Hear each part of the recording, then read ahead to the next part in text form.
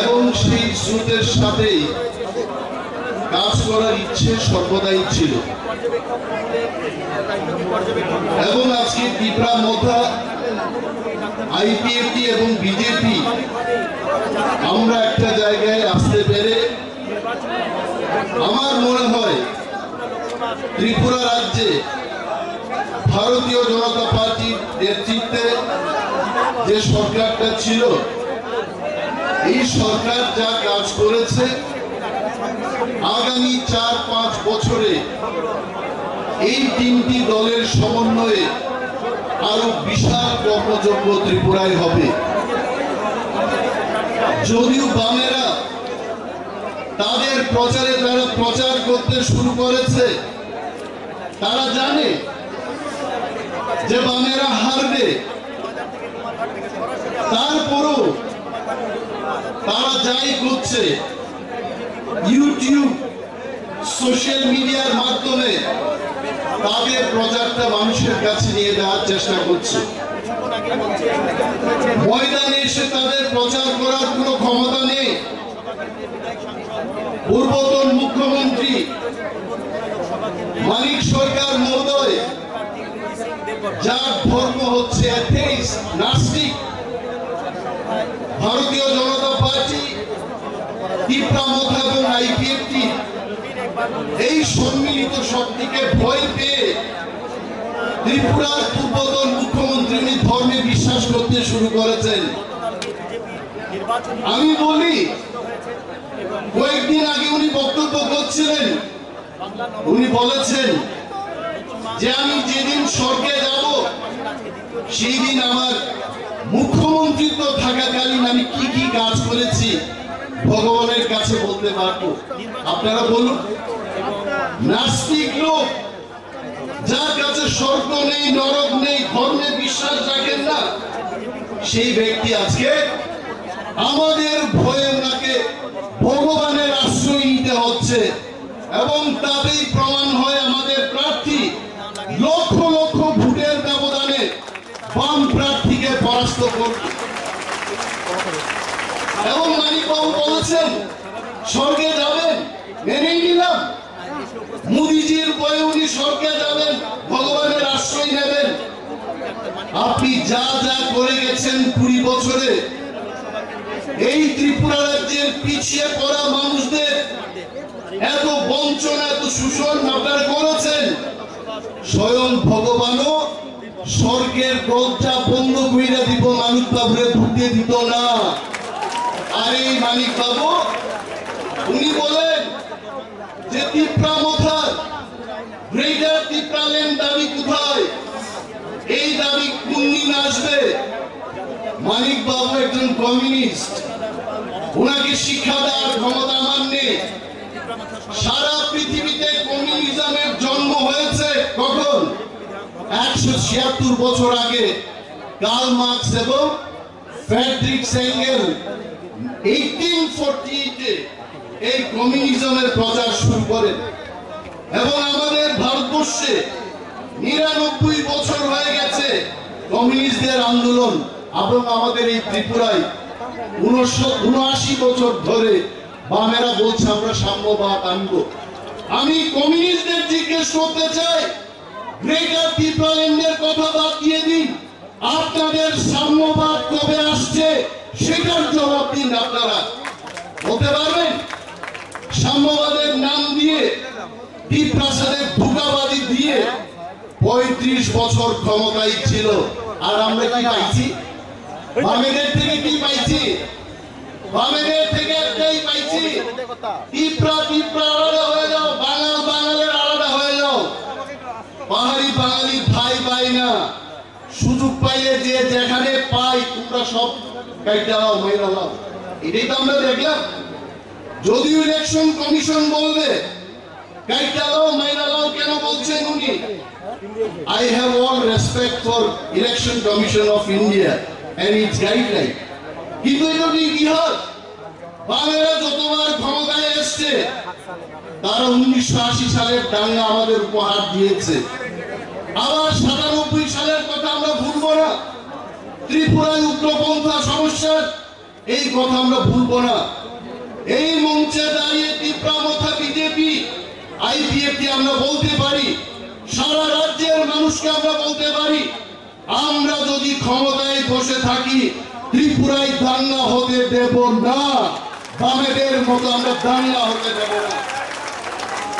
তারা ত্রিপুরাদের কি বলে, আপনারা ত্রিপুরাদের তারা বলে এই বাঙালিরা বাংলাদেশ থেকে আসছে, আর উপজাতিরা ত্রিপুরা ছাড়া আপনাদের অস্তিত্ব সংকটে।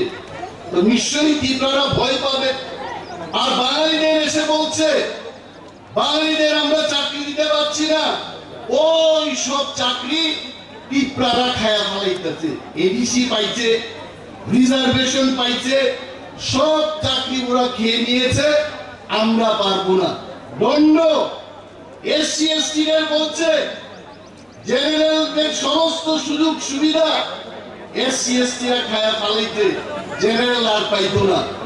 বেকারদের বলে আমরা বেকারদের চাকরি দিতে চাই, কিন্তু আমরা পারি না, কারণ ওই যে কর্মচারীদের বয়সের সীমা 58 থেকে 60 বছর করলাম, মানে প্রত্যেকটা অংশের মানুষে মিথ্যা বলে এরা 35 বছর ত্রিপুরাজ্যের শাসন করছে। আমি কনফিডেন্ট এইটুকু বলতে পারি, পাহাড়ের মানুষ জেগে গেছে, বুঝে গেছে, এই বামেদের আর আসতে দেওয়া হবে না ত্রিপুরায়। আপনারা জেনে নিন এই কথা। এবং 2018 সালে যারা ভোট দিয়ে ভারতীয় জনতা পার্টি এবং আইপিএফটিদের ক্ষমতায় এনেছেন, ওই জনগণ দেবতাদের আমি প্রণাম জানাচ্ছি মঞ্চ থেকে। নতুবা আজকেও বামেদের মুখ্যমন্ত্রী মানিক সরকার মহোদয়ের কেন্দ্রীয় বঞ্চনার কথা শুনতাম। ওনার এটা ওই আগে তুফা সিনেমার গান আমরা টেপ রেকর্ডে শুনতাম। এইরকম একটা রেকর্ড কইরা আস্থা বলে ত্রিপুরার সমস্ত মানুষ নিয়ে গিয়ে উনি বক্তৃতা করতেন, কেন্দ্রীয় সরকার আমাদের টাকা দিচ্ছে না, আমরা কিছুই করতে পারছি না। আর ওইদিকে দিল্লিতে মনমোহন সিং, সীতারাম ইয়েচুরি এরা বয়া বয়া চা খায়, আর এখানে ওই সিপিএমরা কংগ্রেস সরকারের বিরুদ্ধে এখানে বক্তৃতা করে। আর 2018 সালে ত্রিপুরার গণতন্ত্র প্রিয় শ্রমিক, বুদ্ধিজীবী, ওয়াংসা, তিপ্রাসা, মুগলি সমস্ত অংশের মানুষ ভোট দিয়ে মানিক বাবুর ওই টেপটাকে এমন ভাবে আসার দিতে, এই টেপ রেকর্ড আর বাঁচত না, কেন্দ্রীয় বঞ্চনার গল্প আর হবে না। নতুবা আজকেও কইতো মোদিজির সরকার টাকা দিচ্ছে না, আমরা করতে পারতাছি না। কি না দিছে এদের, দিতে দিতে দিতে মনমোহন সিংকে হাত পায়ে গেছিলেন, গোটা টাকা দিতে দিতে। আর এখানে কমরেডরা শিকাবিরি খাইতো, এই কমরেডরা চারমিনার, ফ্ল্যাট, গোল্ড, আমিও তো জানি না, এদের সিগারেট থেকে আরম্ভ করে যাদের বাইসাইকেল ছিল এরা গাড়ি নিয়ে আসা যাওয়া করতো। আমরা কি ভুইলা দামু? এইটা আমরা কখনোই ভুলবো না। এই কারণে এইবার এর একটা জিনিস সরাইতেছে, এটা সাংঘাতিক। এর হচ্ছে ক্রিমিনাল বুদ্ধি কি কইরা মানুষের মগজে দেওয়া যায়, এটা হচ্ছে তাদের বুদ্ধি। বলছে তীব্রামথা এত স্ট্রং একটা আঞ্চলিক দল, এই দলটা কেন আপনারা বিজেপিকে ভোট দেবেন? আমি মানিক বাবুকে জিজ্ঞেস করছি, মানিক বাবু আপনার সিপিএম দল কংগ্রেসের সাথে আঘাত করেছে, ত্রিপুরার পিছিয়ে পড়া ত্রিপ্রাসা সহ অন্যান্য অংশের যারা পিছিয়ে পড়া মানুষের সাথে আপনাদের কি চুক্তি আছে? কোনো চুক্তি নাই। কিন্তু তীব্রামথা, বিজেপি, আইপিএফটি তিন দলীয় আমরা কেন্দ্রীয় সরকারের সাথে দ্বিপাক্ষিক চুক্তি করেছি। এই রাজ্যে এক ভারত শ্রেষ্ঠ ভারতের লক্ষ্যে আমরা সমস্ত অংশের মানুষের উন্নয়ন করব, এই চুক্তিতে আজকে আমরা একসাথে কাজ করব। আর ওনারা বলছেন যে আনারস, এই আনারস বুইলে গিয়া আপনারা আজকে পদ্ম ফুলে ভোট দেবেন। এই প্রাসাদের যদি কেউ উন্নয়ন করে, পদ্ম ফুলে আমরা কেন ভোট দেব না? আর আমাদের প্রার্থীর বিরুদ্ধে তারা বলছে উনি তো বহিরাগত, বাইরের থেকে আইছেন। আপনারা বলেন তো, এখানে যারা মহিলারা আছেন, কেউ যদি উনার মতো ছত্তিশগড়ে বিয়ে করে যান, ওইখানে কিন্তু সংসারটা করবেন। আর স্বভাবত আমরা দেখেছি এইখানের মানুষ যখন সেখানে যায় আর দেশে ফিরে না। পাঞ্জাবে বিয়ে করলে পাঞ্জাব থেকে আর ফিরে না। কিন্তু এই মহিলার এত শক্তি, উনার সামনে বলছি যে উনার মহারাজা হাজবেন্ডকে বুঝিয়ে উনি আবার উনার পৈতৃক ভূমিতে ত্রিপুরায় আমি সর্বংশের মানুষের কাজ করব, এমপি ইলেকশনে আমি লড়তে যাচ্ছি। এত বড় একটা শক্তিশালী মহিলাকে আমরা কেন ভোট দেব না? আমরা অবশ্যই ওনাকে ভোট দিয়ে জয়লাভ করাবো। তাদের মিথ্যা প্রচারের অভাব আর নেই।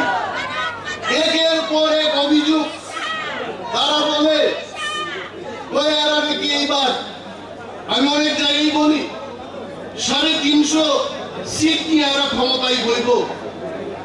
বামেদের আমি জিগাইলাম, এক নেতা মোদীর জিগাইলাম, আপনারা ত্রিপুরাতে আপনারা যে 350 সিট নিয়ে আইবেন, ত্রিপুরার পূর্ব ত্রিপুরার পশ্চিম ত্রিপুরার মধ্যে কোন সিটটা আপনারা জিতবেন?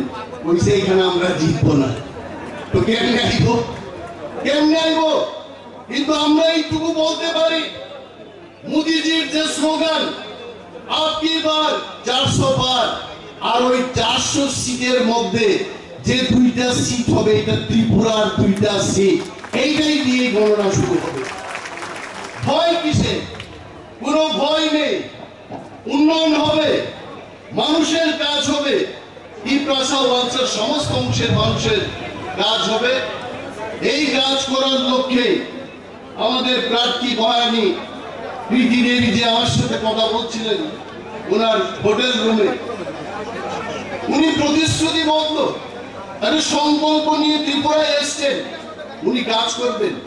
উনি বলছেন যে আমি অন্যান্য এমপিদের মতো বসে থাকবো না, আমি সবখানেই চেষ্টা করব কি কি কাজ করে মানুষের কর্মসংস্থান করা যায়, আরো বেশি সরকারের কাজকে ত্বরান্বিত করা যায়, সেই কাজ উনি করবেন। উনি এমনিতেই আসেননি এখানে। অনেক ভালো লেগেছে। এক ভারত শ্রেষ্ঠ ভারত এটা হবে। এবং আর বিশেষ বক্তব্য রাখছি না, আমি শিওর ওইখান থেকে ওনারা বেরিয়ে গেছেন। আরো মাননীয় মন্ত্রী মহোদয়গণ, বিধায়কগণ বক্তব্য করবেন।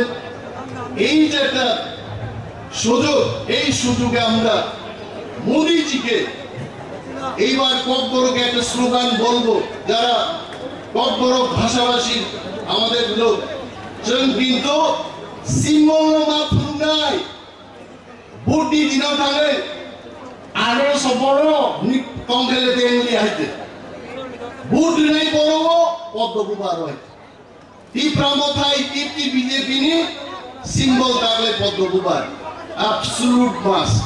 এটাকে আমাদের ঘরে ঘরে নিয়ে যেতে হবে, প্রচার করতে হবে এবং আমাদের মহারানী প্রীতি দেবীজিকে এবং পশ্চিম ত্রিপুরা আসলে বিপ্লব কুমার দেব মহোদয়কে যেন আমরা লক্ষ লক্ষ ভোটের ব্যবধানে জয়লাভ করিয়ে মোদীজিকে আপকি বার 400 বার, এই 400-র মধ্যে আমরা যেন উপহার দিতে পারি, এই সংকল্প, এই বিশ্বাস নিয়ে আপনারা বাড়িতে যাবেন এবং প্রচার করবেন। এই কয়েকটি কথা বলেই আমি আমার বক্তব্য শেষ করছি। জয় হিন্দ।